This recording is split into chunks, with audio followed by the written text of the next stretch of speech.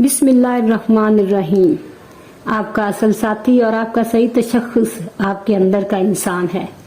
उसी ने इबादत करना है और उसी ने बगावत। वहीं दुनिया वाला बनता है और वहीं आखिरत वाला। उसी अंदर के इंसान ने आपको सजा और जजा का मुस्तहक बनाना है। फैसला आपके हाथ में है। आपका बातन ही आपका बेहतरीन दोस्त है और वहीं बदतरीन दुश्मन। आप खुद ही अपने लिए दुश्वारी सफर हो और खुद ही शादाबी मंजर। बातन महफूज हो गया तो जहर भी महफूज होगा। ईमान हमारे ख्याल की इस्लाह करता है, शकूक व शुबहात की नफी करता है, वसवसों को दिल से निकालता है। ईमान हमें गम और खुशी दोनों में अल्लाह के करीब रखता है। हम हर आजमाइश में पूरे उतरते हैं और हम जानते हैं कि खुशियां देने वाला हमें गम की दौलत से भी नवाज सकता है। अल्लाह ताला अपने बंदों को दौलत यकीन से महरूम नहीं होने देता।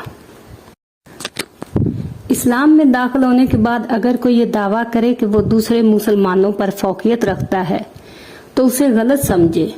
अपनी फजीलत को फजीलत के तौर पर बयान करना ही फजीलत की नफी है।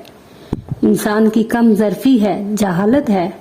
असल फजीलत तो दूसरों को फजीलत देने में है, जैसा कि इल्म में दूसरों को शामिल करने का नाम इल्म है।